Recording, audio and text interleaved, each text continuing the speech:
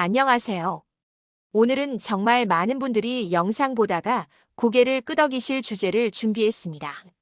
노년이 되면 우리는 자연스럽게 집안을 정리하려고 합니다. 이제 쓸모없지. 버리거나 중고로 팔아도 되겠지. 자리만 차지하네. 하지만 놀라운 사실이 있습니다. 노년층이 공통적으로 꼽는 가장 큰 후회 중 하나가 그때 그 물건을 팔아버린 것입니다.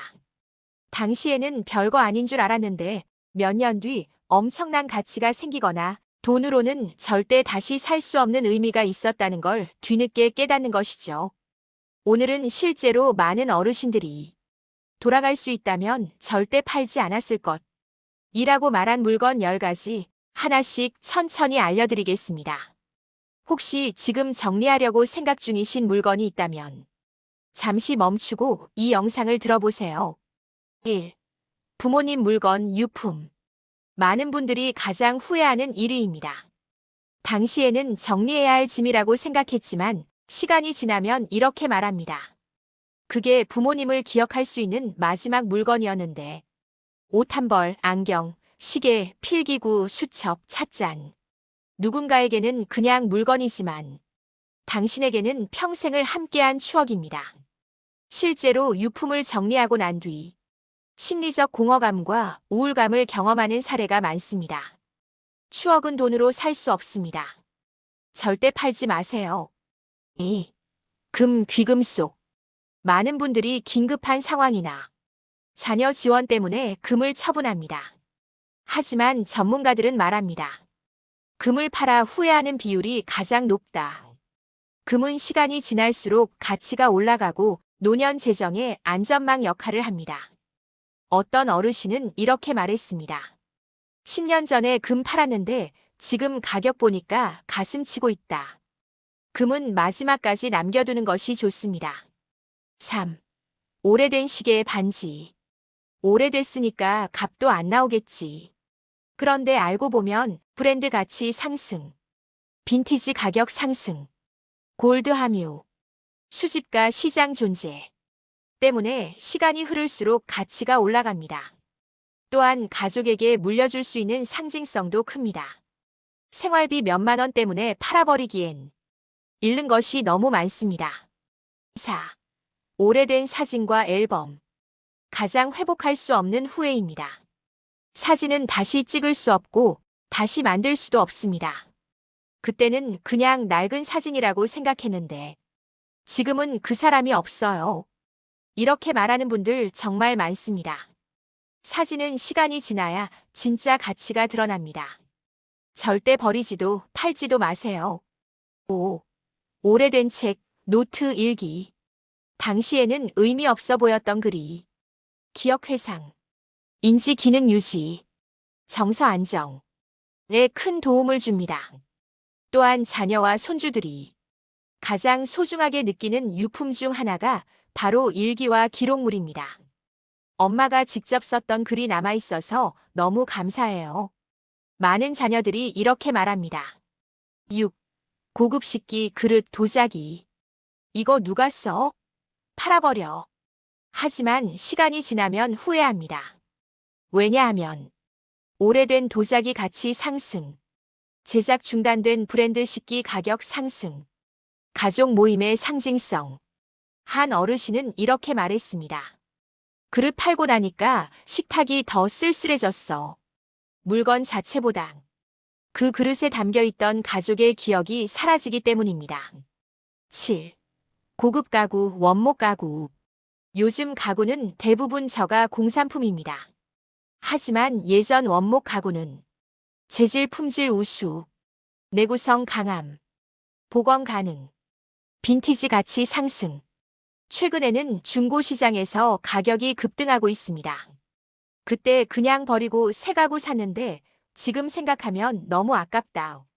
정말 많이 듣는 말입니다. 8. 전통 공예품, 수공예품. 부모님이 직접 만든 물건, 손으로 만든 자수, 전통 도자기, 나전칠기, 목공예품. 당시에는 촌스럽다고 생각해버리거나 팔아버린 경우가 많습니다. 하지만 지금은 그 가치가 크게 올라가 있고 대부분 다시 구할 수 없습니다. 손으로 만든 물건은 시간이 흐를수록 가치가 올라갑니다. 9. 땅, 작은 토지. 많은 분들이 말합니다. 그때 그냥 팔지 말걸. 특히 소규모 토지는 시간이 지날수록 가치 상승, 세대 자산 이전 가능, 필요할 때 활용 가능. 하지만 생활비 때문에 급하게 처분하고 이후 몇 배 오른 가격을 보고 후회하는 사례가 많습니다.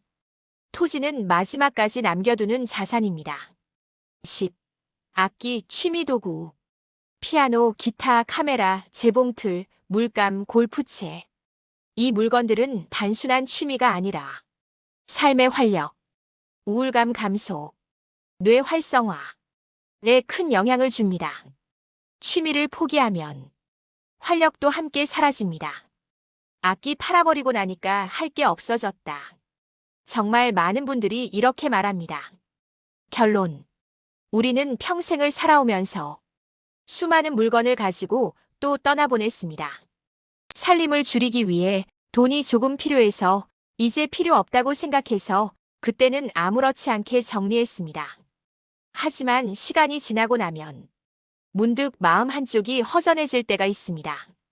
그 물건이 그냥 물건이 아니라 누군가의 손길이 닿아 있었고 웃음과 눈물, 온기가 담겨 있었던 우리 삶의 한 조각이었다는 사실을 깨닫게 됩니다. 어떤 분은 이렇게 말했습니다.